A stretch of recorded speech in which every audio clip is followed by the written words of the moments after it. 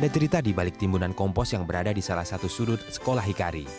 Selain berasal dari daun-daun yang terserak di area sekolah, ternyata timbunan kompos itu juga berasal dari kotoran-kotoran ternak yang dibawa para siswa. Kotoran ternak ini sebagai pengganti dari ongkos pendidikan per bulan. Sekolah Hikari memang mempunyai kebijakan bagi siswa yang tidak mampu memenuhi biaya pendidikan. Mereka bisa menggantinya dengan membawa kompos kotoran ternak dari rumahnya. Nah, kalau di sini nih apa nih, Pak Hasim? Ini adalah komposter, Mas. Oke, Ya, komposter. ini Kok kayaknya banyak banget ini beli atau? enggak, kita kan banyak pohon-pohon nih, pohon-pohon. Nah, daun-daun yang jatuh itu kita kumpulin di sini. Oke. Kemudian satu lagi, kenapa kita buat komposter? Ini masyarakat di sini itu kan banyak juga yang tidak mampu membayar. Nah, itu kita buat buka skema. Kalau yang tidak mampu bayar uang sekolah sebanyak 120.000 per bulan, itu mereka bisa bayar dengan kotoran kambing. Wow. Nah, Oke. kotoran sapi, ya. Nah, kemudian kotoran itu kita gabungkan dengan sampah organik yang dari pohon-pohon di sekolah untuk kita jadikan kompos. Nah, kemudian kompos ini juga dijadikan pembelajaran anak-anak untuk lebih cinta lingkungan, gitu ya. Oke. Bahwa sampah organik itu kita kembalikan ke alam. Dari tanah kembali ke tanah, gitu ya. Nah, ini di sini ada pelajaran berkebun, pelajaran pendidikan lingkungan. Iya. Ini juga sebagai wahana pembelajaran anak-anak. Oke.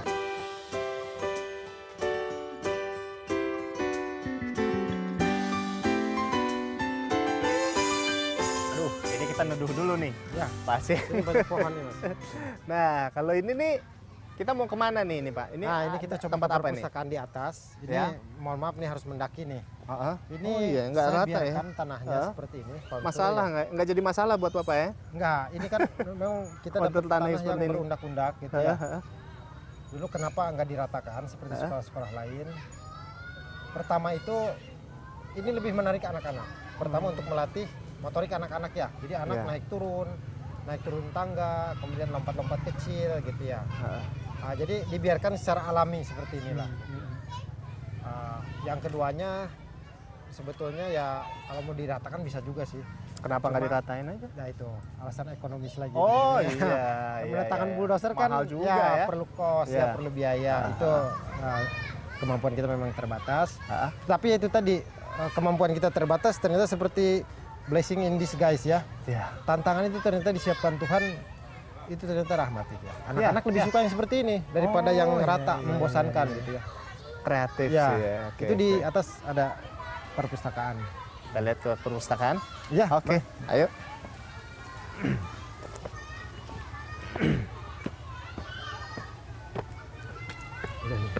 Oh, ini adalah perpustakaannya karena pembelajarannya belum mulai nih. Wah, ini dia nih. Nah,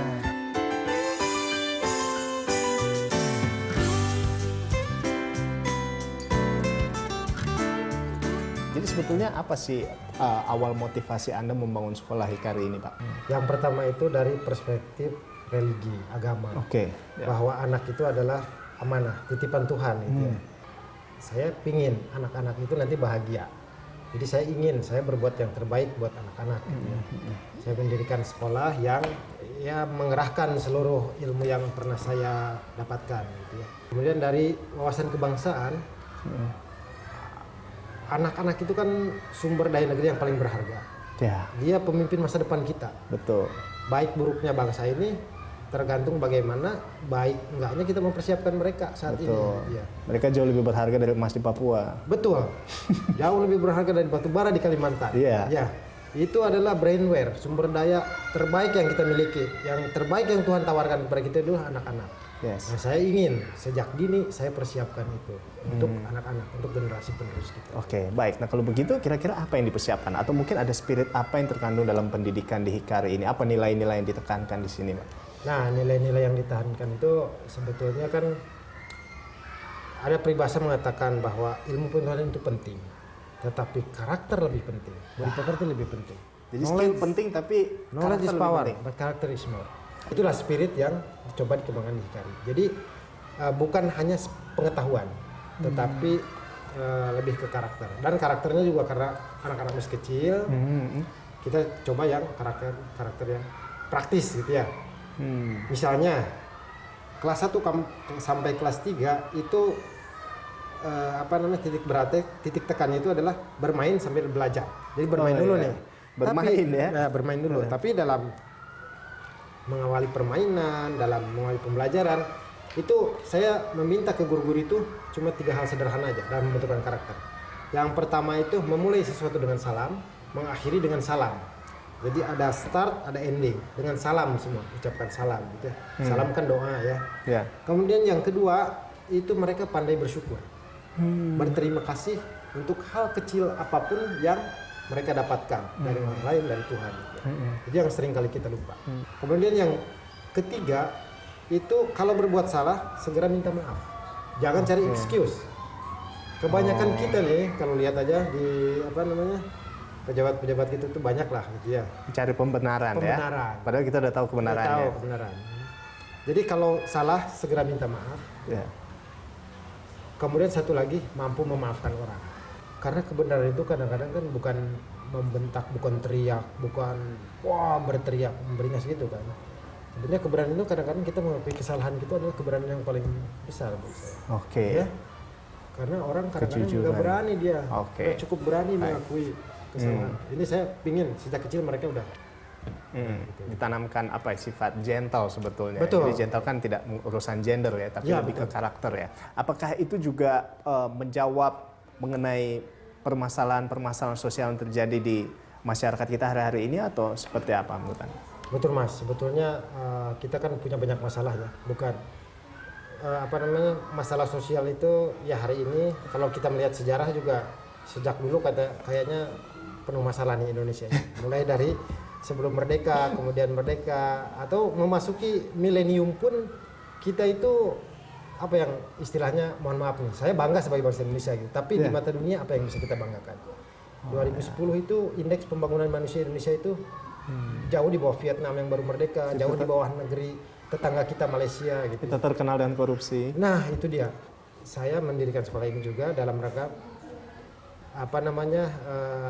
menjawab kegelisahan, kegalauan itu ya. Saya coba anak-anak itu dengan pembelajaran yang istilahnya yang mengerahkan seluruh panca indera gitu ya, tangan dengan hands on, dengan pengalaman. Biasanya cuma 2 kan, mata dan telinga. Gitu, ya kan? Mengajar, anak mendengarkan. Gitu. Tapi ini 5-5-nya ya? Ya, kita coba 5-5-nya dengan hands on, dengan pengalaman.